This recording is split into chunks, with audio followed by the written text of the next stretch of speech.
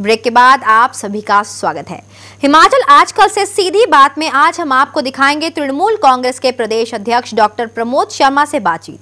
Doctor Pramod Sharma ने अपने राजनीतिक सफर की शुरुआत कांग्रेस पार्टी के अग्रणीय संगठनों से की है।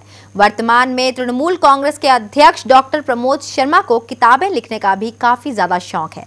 देखते हैं उनके राजनीतिक सफर की एक झलक।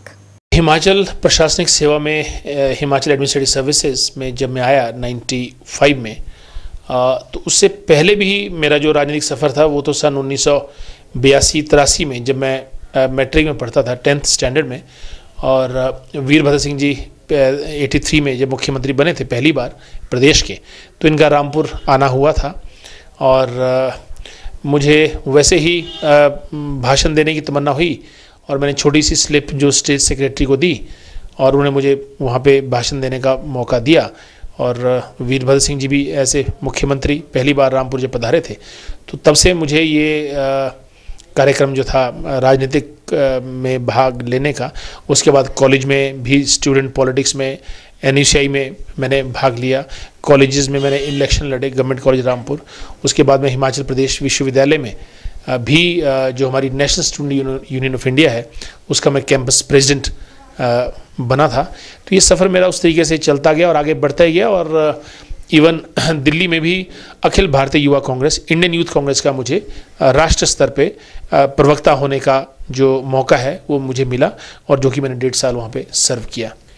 राजनीति में आने के मूल रूप से जो हमारे प्रेरणा स्रोत आज तक रहे हैं वो आदरणीय श्री वीरभद्र सिंह जी ही रहे हैं, और उनका जो एक राजनीतिक विराट रूप है, जो एक उनकी हस्ती है, वो एक बहुत बढ़िया, उसको शब्दों में बांधना मुमकिन नहीं है।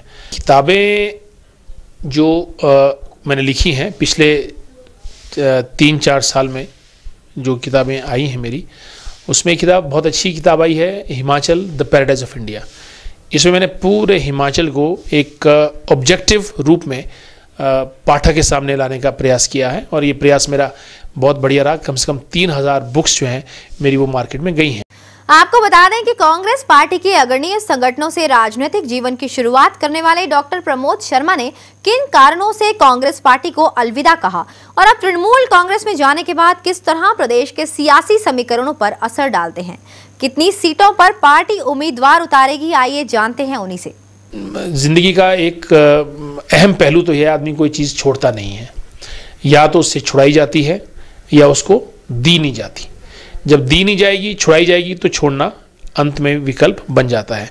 मैं बचपन से कांग्रेस से जुड़ा रहा हूं, और मैं 1997 से मैंने कांग्रेस का टिकट मांगा, शिमला शहर से मांगा, कुमारसैन से मांगा, अब ठियोग से मांगा। लेकिन हालात ये हैं कि कांग्रेस में जो टीम 1970 से खेल रही है वही टीम अभी तक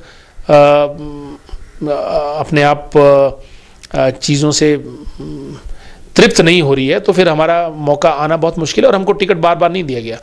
हर बार मैं स्पष्ट रूप से, इसमें कोई ज़्यादा गंभीर बात नहीं है, हर बार विद्या स्टोक जी ने जो है वो मेरा कांग्रेस में अंदर आने के लिए मुझे रोका गया, और जब रोका गया तो अंत में राजनीति में तो हमने भी रहना है, जनता की सेवा हमने भी करनी है। कांग्रेस में हमको नहीं ला पाए, और अंत में मेरे पास कोई विकल्प नहीं था। सौभाग्यवश भगवान की दया से मुझे तृणमूल कांग्रेस का जो है साथ मिला, और चुनाव लड़ना, जनता के बीच जाना, ये मेरी राजनीति का एक मूल स्तंभ है। हम अगर राजनीति करेंगे तो जनता के बीच करेंगे, गांव के बीच करेंगे, और चुनाव के जरिए करेंगे। इसलिए मैंने 2 चुनाव निर्दलीय भी लड़े, 2003 में, 2007 में, और दोनों चुनाव बहुत मामूली अंतर से मैंने हारे हैं।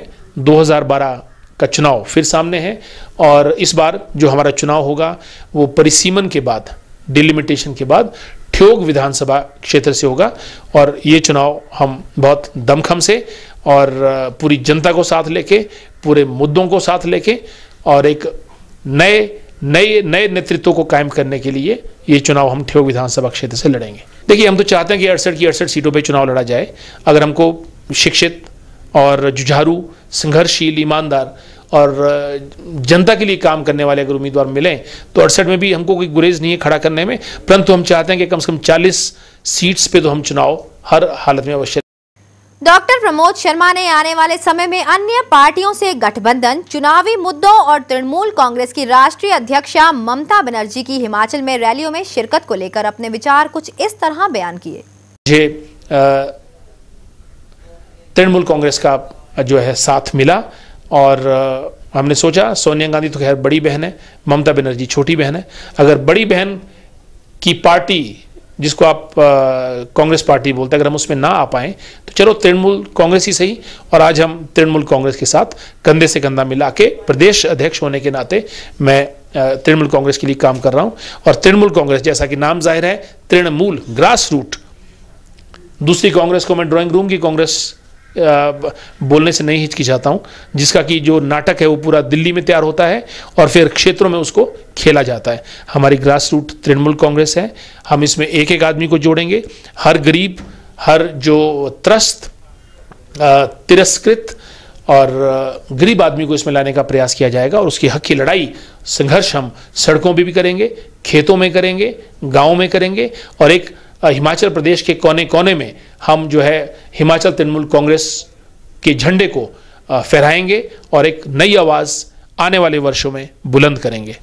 तृणमूल कांग्रेस का गठबंधन की राजनीति में बहुत कम है, जब होगा देखा जाएगा, लेकिन आज की तारीख में कोई गठबंधन की बात नहीं है। हम जो है लड़ाई अकेले लड़ेंगे, जनता को साथ लेके लड़ेंगे, अपने मुद्दों पे लड़ेंगे। जिस किस्म का सपना जो है वो अखिल भारतीय तृणमूल कांग्रेस का है उसको लेके हम चुनाव लड़ेंगे। वक्त हो चला है एक और छोटे से ब्रेक का। ब्रेक के बाद आपको दिखाते हैं धर्मशाला में किस तरह 9 वर्षीय बच्ची जो कि यौन शोषण की उत्पीड़ित है उसके लिए हो रही है मुआवजे की मांग।